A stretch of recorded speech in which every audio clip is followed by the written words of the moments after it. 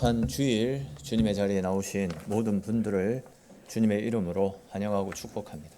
우리 모두 자리에서 일어나셔서 주기도송 같이 찬송 드리시면서 하나님 앞에 함께 같이 예배드리겠습니다.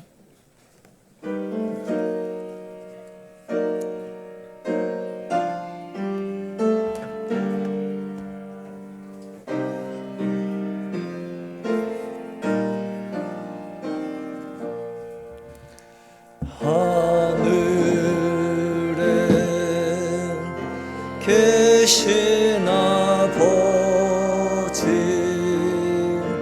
이름 거룩하사 주님 나라 임하시고 뜻이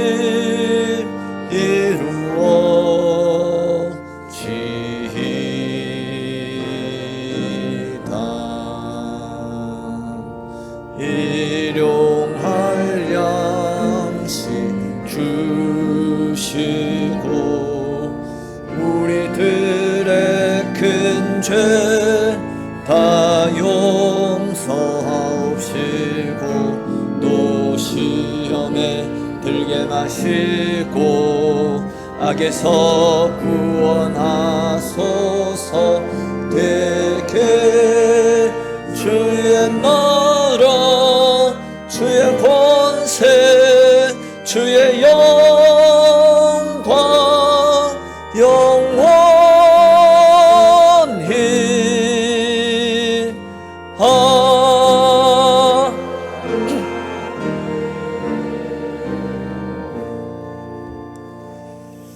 나는 전능하신 아버지 하나님 천지의 창조주를 믿습니다.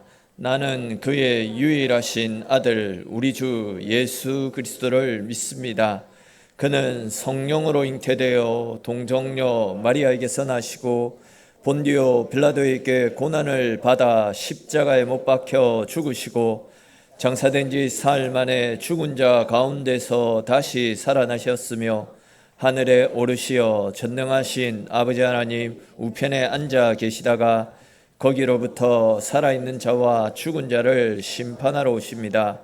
나는 성령을 믿으며 거룩한 공교회와 성도의 교제와 죄를 용서받는 것과 몸의 부활과 영생을 믿습니다. 아멘. 이 시간 한 주간 우리의 삶을 돌아보면서 우리 속에 있는 죄와 허물들, 또 알게 모르게 지었던 우리 속에 있는 은밀한 죄까지도 주님 앞에 내려놓고 우리 용서하심의 은혜를 믿는 믿음으로 다 같이 참여의 기도 하나님 앞에 드리겠습니다.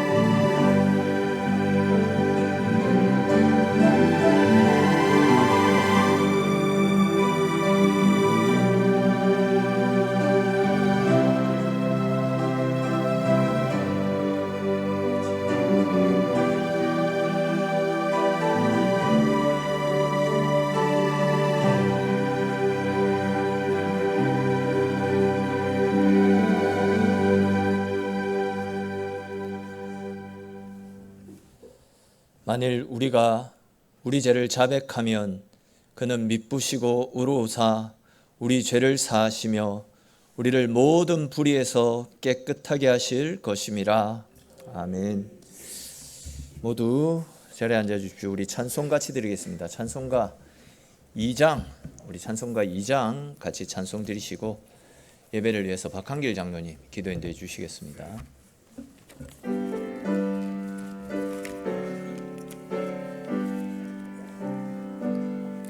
찬양 성부 성자 성령 성삼위일체께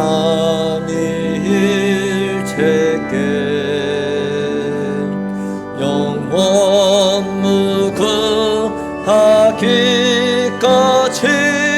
영광을 돌리세 영광을 돌리세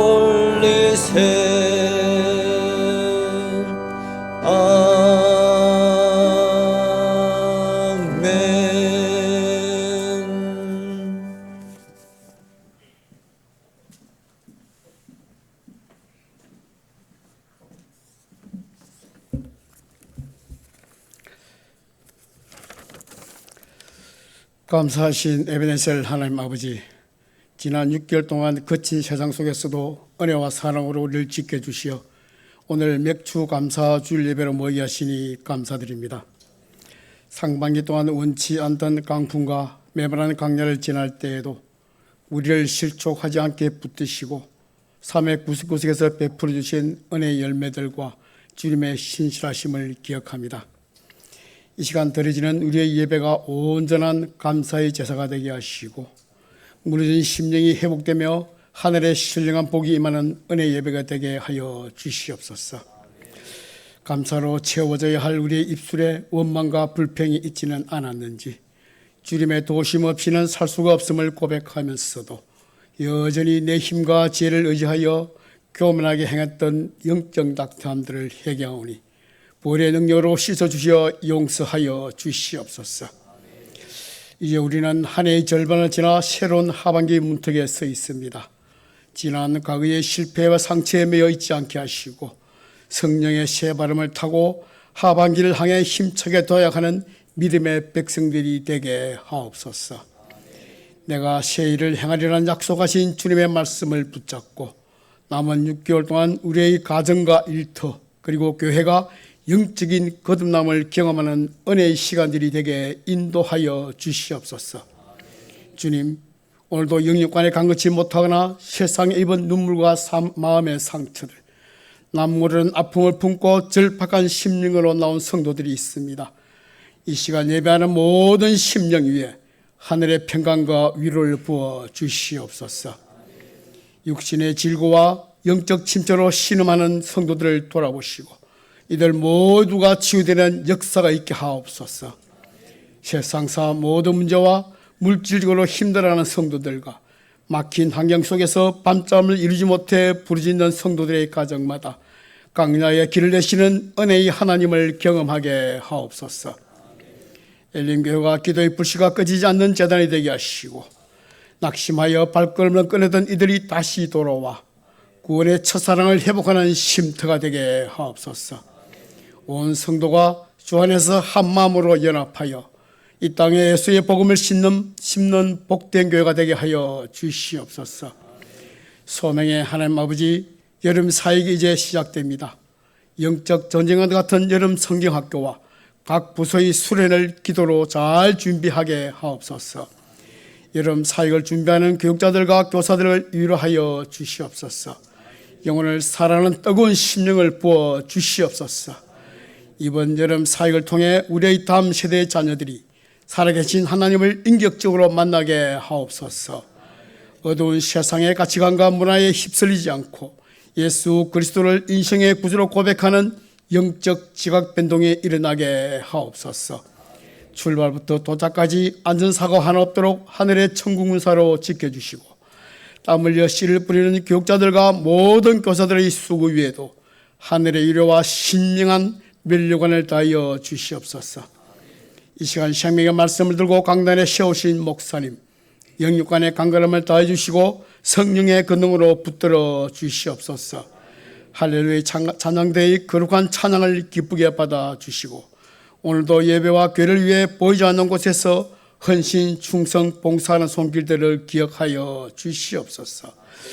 오늘 드려지는 맥주절 감사가 하반기 전체를 지배하는 성령의 선포가 되게 하실 줄 믿습니다. 모든 것 감사를 드리며 주 예수 그리스도 이름으로 기도하옵나이다. 아멘.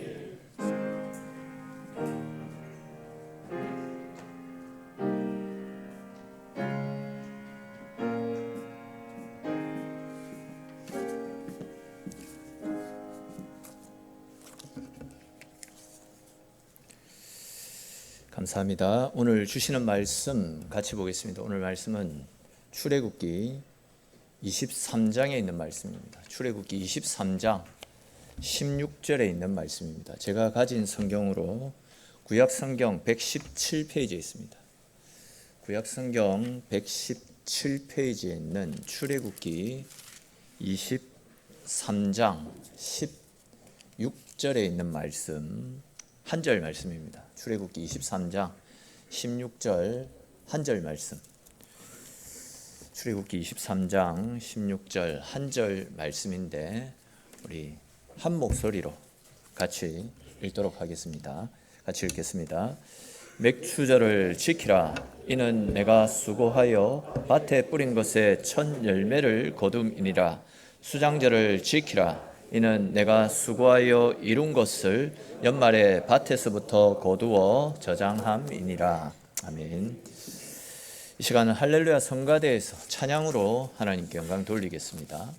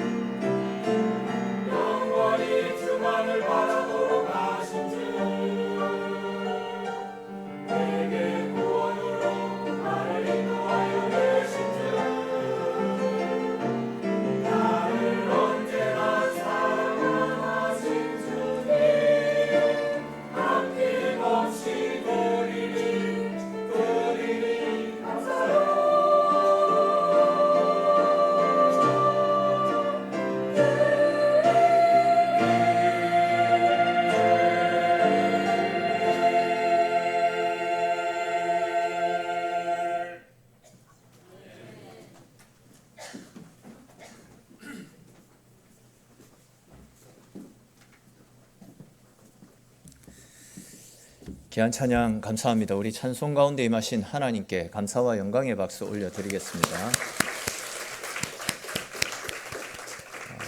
오늘은 우리가 맥추 감사주일로 지킵니다. 구약의 맥추절은 하나님께서 이스라엘 백성들에게 반드시 지키라라고 명령하셨던 이스라엘의 3대 절기 중에 하나입니다. 이스라엘 백성들이 하나님께서 허락하셨던 가나안 땅에 들어가서 그곳에서 제일 처음 거두었던 곡식의 열매를 가지고 하나님 앞에 감사를 드렸던 절기가 바로 이 맥추 감사주일입니다.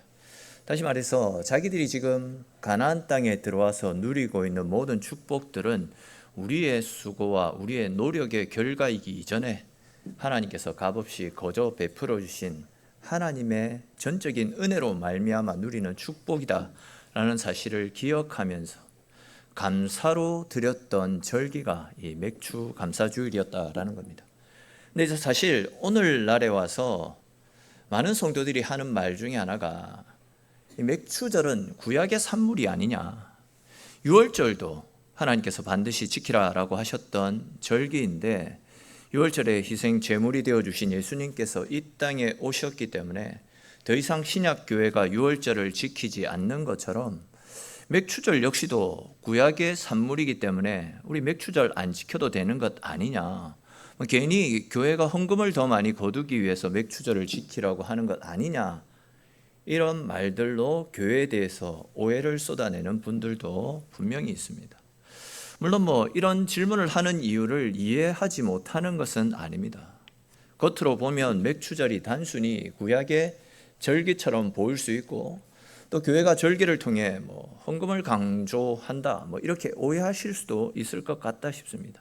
근데 우리가 성경 속에 나타나고 있는 맥추절의 의미를 제대로 알게 되면 맥추절을 단순히 구약의 산물로만 여기거나 신약의 교회와는 아무 상관없는 절기처럼 가볍게 그냥 넘길 수는 없을 것입니다.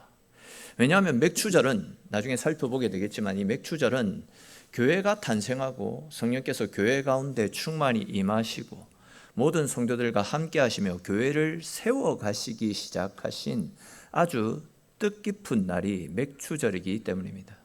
오늘은 우리가 맥추 감사주일을 맞아서 맥추절의 성경적 의미와 우리가 왜 이 맥추절을 지켜야 되는지 그와 관련된 말씀들을 조금 더 자세히 살펴보면서 하나님께서 주시는 은혜를 나누어 보겠습니다.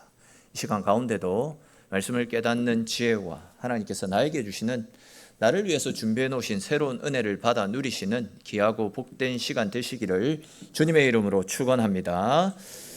자, 우리가 이 맥추절을 정확하게 이해하기 위해서는 먼저 이 유월절과 초실절에 대해서도 반드시 알아야만 하는데 그 중에서 우리 먼저 이 유월절의 의미에 대해서 한번 생각해 보겠습니다.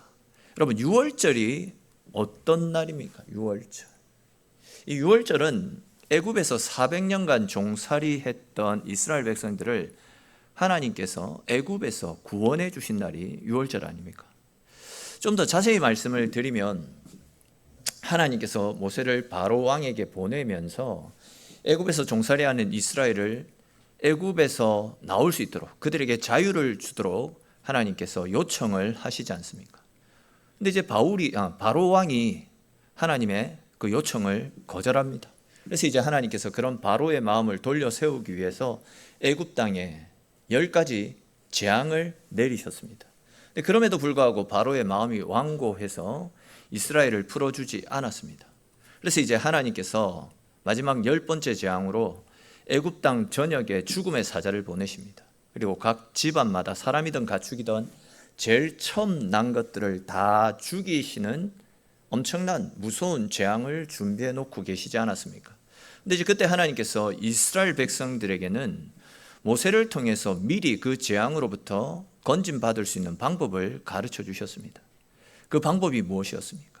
어린 양을 잡아서 그 피를 각 집안에 있는 문, 그 대문 좌우 임방과 위에 문 설주에다가 그 피를 발라 놓으면 죽음의 사자가 이 집은 이스라엘 백성들 집이구나, 그것으로 알고 그 집은 죽음의 사자가 이르지 않고 그냥 넘어갈 것이다 라고, 그 재앙을 피할 수 있는 방법을 가르쳐 주셨습니다. 그래서 이제 죽음의 사자가 애굽 전역을 쓸고 갔던 그 전날 밤에, 그날 밤에 문설주와 좌우 임방에 어린 양의 피를 발라놓았던 이스라엘 백성들의 가정은 아무도 죽지 않고 모두가 구원을 받았더랬습니다. 이처럼 어린 양의 피를 통해서 죽음의 위기를 넘긴 것을 기억하고 감사하면서 보내었던 절기가 바로 유월절입니다. 근데 이제 이 유월절은 훗날 예수님께서 유월절에 어린 양으로 찾아오셔서 십자가에서 우리의 죄를 대신 짊어지시고 대신 죽어주심으로 우리가 죄로부터 사함받고 영생에 이를 수 있다라는 사실을 미리 가르쳐주는, 즉 십자가 사건의 그림자와 같은 것이 바로 이 유월절 명절입니다. 다시 말해서 어린 양의 피가 문설주에 발라져 있고 그 집 안에 머물러 있는 사람들은 죽음의 사자로부터 목숨을 잃지 않고 살 수 있었듯이, 예수님께서 십자가에서 흘리신 피가 나를 구원하시기 위해 흘리신 대속의 피다, 이 사실을 믿고 예수 안에 머물러 살아가는 사람들마다 죄와 사망으로부터 건짐받게 된다라는 사실을 미리 보여주셨던 사건이 바로 유월절 사건이다라는 겁니다. 자, 제가 이 유월절은 십자가 사건을 미리 가르쳐주는 그림자와 같은 것이다, 이 말씀을 드렸었는데, 그러면 여러분, 이 그림자가 중요한 것입니까? 아니면 그 그림자의 실체가 중요한 것입니까? 당연히 실체가 중요한 겁니다. 이 컵이 있는데 컵이 이게 실체고 밑에 그림자가 있습니다. 물을 마시려면 그림자를 잡아야 됩니까? 실체를 잡아야 됩니까? 당연히 실체를 잡아야 되는 겁니다. 실체가 진짜 중요한 겁니다. 그러니까 이제 유월절은 십자가 사건이 무엇인지를 보여주는 그림자 같은 것이기 때문에 유월절의 실체라고 할 수 있는 예수님께서 오셔서 십자가를 지심으로 우리의 죄를 사해 주셨기 때문에, 우리를 죄와 사망으로부터 건져 주셨기 때문에 우리는 더 이상 예수님이 오시기 전 구약의 산물이었던 유월절은 따로 지킬 필요가 없는 것입니다. 여러분, 만약 한번 생각을 해보십시다. 만약에 교회가 헌금을 거두기 위해서 절기를 만들어서 그 절기를 지키는 것이다 라고 한다면 유월절만큼 깊은 의미를 부여해서 헌금을 거두기 좋은 절기가 어디 있습니까? 예수님께서 우리를 위해서 죽어주신 것을 기억하고 감사하는 절기, 이것만큼 헌금 거두기 좋은 명분은 따로 없는 절기입니다. 근데 이제 유월절에 진짜 실체이신 예수님께서 이 땅에 오셔서 십자가 위에서 죽음으로 유월절을 완성해 주셨기 때문에 더 이상 우리는 유월절을 지킬 필요가 없는 것입니다. 즉, 교회가 절기를 지키는 것은 헌금을 거두기 위한 제도가 아니라 그 절기 가운데 담겨있는 하나님의 은혜와 구원의 의미를 기억해서 감사와 기쁨으로 더욱더 하나님 앞으로 가까이 나아가게 하기 위한 하나의 잔치로서 절기를 만들어 두었던 것입니다. 자, 아무튼 이렇게 이제 구약시대의 이스라엘은 십자가의 그림자라고 할 수 있는 유월절을 지켰습니다. 그리고 이제 그렇게 유월절을 지키고 나면 유월절 그날부터 해서 일주일 동안은 누룩이 들어있지 않는 떡을 먹는 무교절을 지켰습니다. 그리고 이제 유월절이 지나고 무교절을 지키는 기간 사이에, 그 일주일 사이에 안식일 다음 날, 우리로 치면 주일입니다.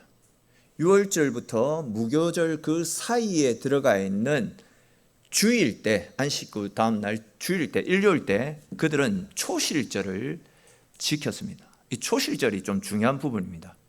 여기에서 말하는 초실절은 말 그대로 처음 거두었던 가실의 첫 열매를 하나님 앞에 올려드리는 절기입니다.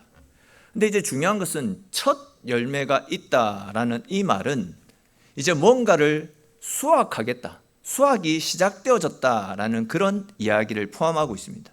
또 거기에 대해서 첫 열매가 있다라는 말은 처음 열매 뒤에 또 다른 열매들을 계속해서 수확하게 될 것이다라는 그런 의미도 함께 포함하고 있는 말 아니겠습니까? 그런 측면에서 이제 이스라엘은 첫 열매를 하나님 앞에 드리면서 첫 열매 뒤에 거두게 될 모든 열매들도 하나님의 은혜 가운데 풍성하게 맺히게 될 것을 믿는 믿음으로 초실절을 지켰더랬습니다. 그렇게 이제 이스라엘이 첫 열매를 하나님 앞에 드리면 하나님은 그 첫 열매를 드리는 이스라엘 백성들의 그 믿음을 귀하게 보시고 그들의 삶 전체를 하나님께 드린 것으로 여기시고 그들의 삶 가운데 은혜를 내려주셨던 겁니다.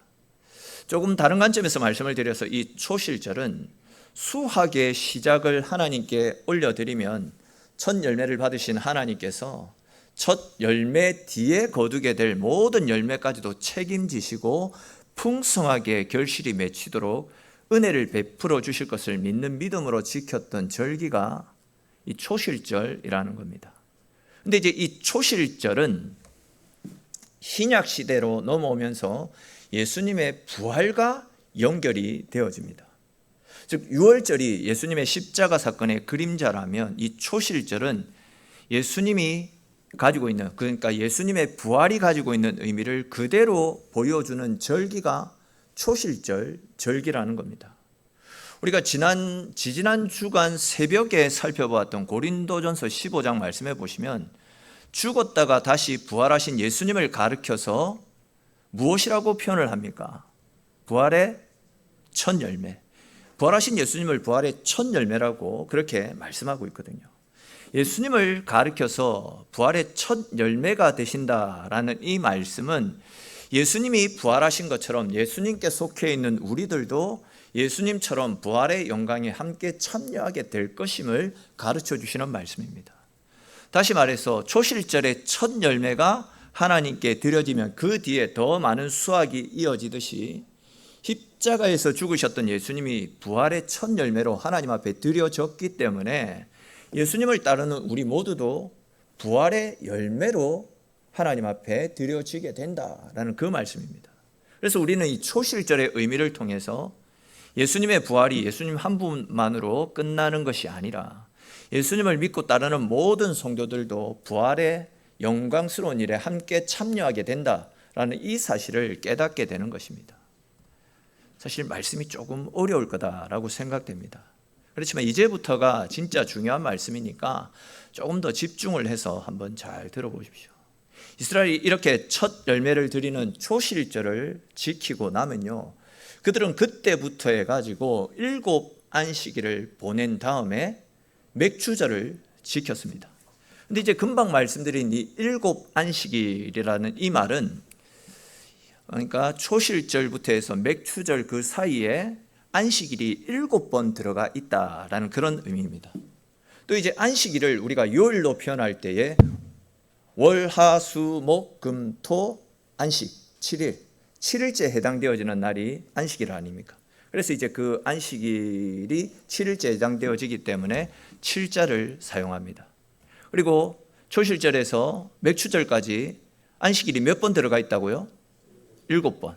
그래서 안식일을 가리키는 7, 또 7번을 가리키는 7 해가지고 이 맥추절을 초실절부터 해서 맥추절까지 안식일이 7번 들어가 있다라고 해서 77절이라고도 부르고, 또 맥추절은 초실절로부터 해가지고 50일째 되어지는 날입니다. 그렇기 때문에 이 맥추절을 오순절이라고도 부르고 있습니다. 그러니까 이제 맥추절, 77절, 그리고 오순절은 모두 똑같은 절기입니다. 성경에서는 다르게도 구분해서 이야기하지만, 다르게 표현을 하고 있지만 결론은 똑같은 절기입니다. 맥추절, 77절, 오순절 같은 절기입니다. 그리고 이제 그날 그들은 자기들이 추수했던 것을 가지고 지난 세월 동안 지켜주시고 은혜 내려주셨던 하나님의 사랑에 감사함으로 맥추절을 지켰습니다. 자, 그런데 신약 시대로 넘어오면서 맥추절 때, 즉 오순절 때, 신약 시대에 이 오순절 때 굉장히 중요한 사건이 하나 발생했습니다. 그 사건이 어떤 사건이었습니까? 오순절 때 일어난 굉장히 중요한 사건. 그렇죠. 오순절 다락방에 성령이 임한 사건입니다. 오순절 마가의 다락방에서 기도하던 성도들에게 하늘로부터 임한 불같은 성령의 은혜가 오순절에 찾아오지 않았습니까? 맥추절에 찾아왔습니다. 그리고 이제 그것을 시작으로 해서 이 땅 가운데 뭐가 생겨나게 되었습니까? 그렇죠. 교회가 탄생하게 되었습니다. 그리고 오순절날 맥추절 때 하늘로부터 불같은 성령이 임하셨고 성령을 받은 제자들이 복음을 증거하자 그날에만 3,000명이, 이 3,000명 기억하고 계십시오. 3,000명이 회개하고 돌아와서 예수님을 믿기 시작하면서 그때부터 해서 이 땅에 교회가 탄생하게 되었습니다. 그러니까 이제 이 맥추절은 이 땅 가운데 교회가 탄생하게 된 모든 교회의 생일이 바로 맥추절이라고 보시면 됩니다.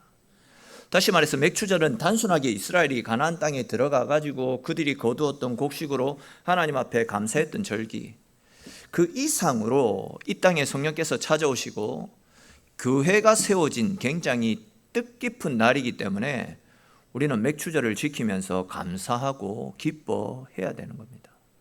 사실 우리가 지금까지 살펴본 대로 구약에 나타나고 있는 이 유월절, 초실절, 그리고 이 맥추절은 각각 따로 떨어져 있는 절기가 아니라 이 절기들은 구원의 흐름을 보여주는 절기라고 말씀을 드릴 수 있습니다.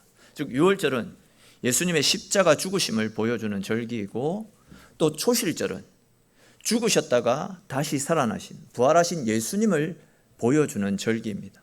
또 맥추절은 곧 이 오순절은 부활하신 주님께서 약속하신 성령을 보내시고 그 성령의 임재 가운데 교회를 세우신 은혜를 보여주는 절기가 맥추절이라는 겁니다.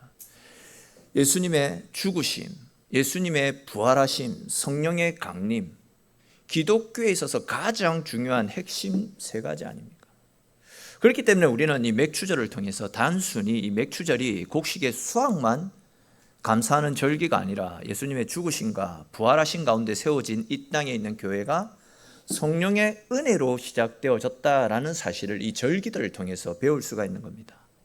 자, 그런데 이제 오순절날 성령께서 불같이 임하셨던 성령 강림 사건과 연결되어지는 사건이 구약 시대에도 일어났었는데 그때가 언제였냐면요, 앞에서 살펴본 대로 이스라엘 백성들이 유월절 사건을 통해서 출애굽을 하지 않습니까?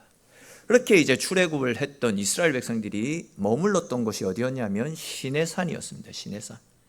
그리고 이제 이스라엘이 시내산에서 하나님으로부터 무엇을 받게 됩니까?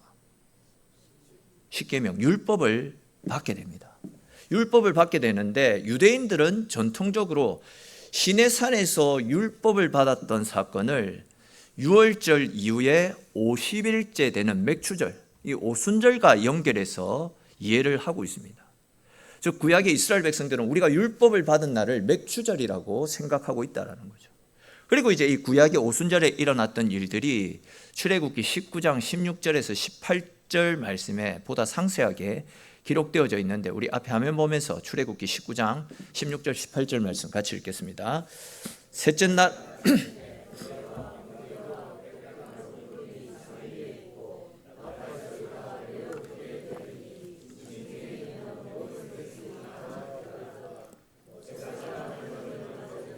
백성을 거느리고 진에서 나오매 그들이 산 길석에 서 있는데 시내산에 연기가 자욱하니 여호와께서 불 가운데서 거기 강림하심이라. 그 연기가 옹기 가마 연기같이 떠오르고 온 산이 크게 진동하며. 아멘. 자, 여러분 이 장면들을 조금 집중해서 보십시오. 시내산에서는 연기가 자욱했습니다. 온 산이 크게 진동했습니다. 그리고 그런 가운데 하나님께서 불 가운데 강림하셨다라고 말씀하고 있습니다. 앞에서 살펴본 대로 신약의 오순절에는 하나님께서 성령의 불로 제자 가운데 임하셨습니다. 그때 성령께서 강림하셨던 그곳의 모습도 크게 진동하고 바람 같은 것들이 불면서 그곳에 있는 사람들이 놀라지 않습니까?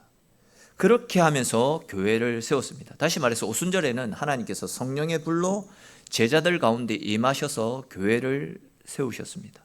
근데 구약에는 하나님께서 시내산 가운데 불 가운데 임재하셔서 이스라엘 공동체의 기초가 되어지는 율법을 주셨더랬습니다. 이 시내산의 불과 오순절의 불은 모두 하나님의 강력한 임재를 드러내는 장면입니다. 그런데 이제 이 둘 사이에는 엄연한 차이가 있습니다. 시내산에 하나님께서 찾아오셨을 때는 백성들이 있던 산 아래로 오신 것이 아니라 산 위에 강림하셨습니다.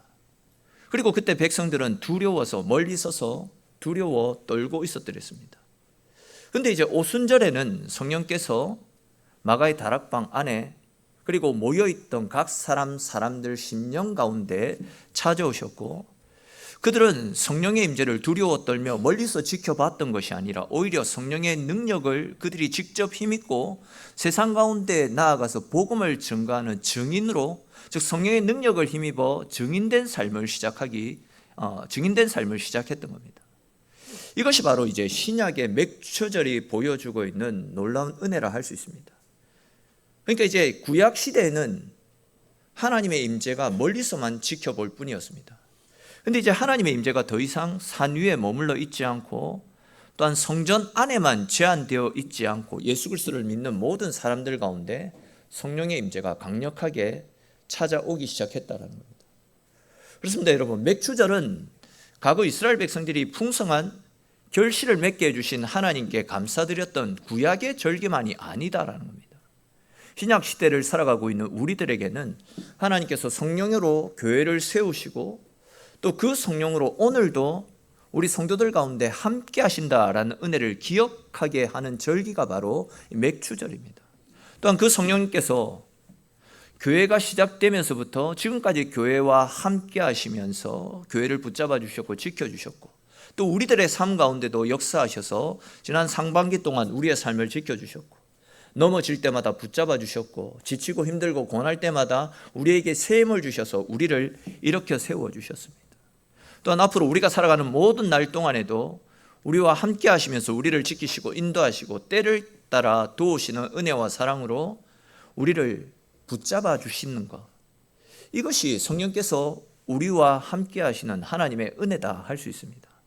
그러면 여러분, 우리는 이 맥추 감사주의를 이 땅 가운데 교회를 세워주시고 또 교회를 통해서 은혜 베풀어 주신 하나님의 사랑에 감사함으로 이 맥추 감사주의를 지킬 수 있어야 됩니다.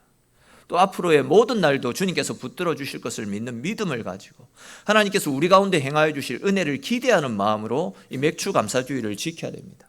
그래야 지금까지 우리를 지켜주시고 은혜 베푸셔서 여기까지 이끌어 주셨던 하나님의 은혜가 앞으로 우리가 걸어가야 되는 모든 삶의 연장 가운데 더 크고 풍성하게 임하여서 그 은혜에 이끌려 승리하며 그 은혜에 이끌려 감사와 영광을 올려드릴 수 있는 저와 여러분들의 삶이 될 수 있기를 주님의 이름으로 축원합니다. 자, 이제 이거 하나만 더 살펴보고 말씀을 마무리하겠습니다. 앞에서 제가 이 구약에는 오순절날 하나님께서 시내산에 임재하셔서 이스라엘 공동체의 기초가 될 수 있는 율법을 이스라엘에게 주셨다라는 말씀을 드렸더랬습니다. 자, 그런데 그렇게 모세가 시내산에서 율법을 받고 있을 때에 산 밑에 있었던 이스라엘 백성들은 그때 무슨 일을 하고 있었습니까? 그렇죠, 누가 금송아지 말씀하셨는데 금송아지를 만들어 놓고 그 금송아지가 하나님이라고 말하면서 금송아지 우상을 하나님처럼 떠받들며 예배드리고 있었잖아요. 금송아지 우상을 섬기고 있었습니다. 그러자 이제 하나님께서 그런 이스라엘에게 진노하셔서 이스라엘 백성들을 벌하셨는데, 그때 죽었던 이스라엘 백성들의 수가 얼마였냐면 정확하게 3,000명이었습니다.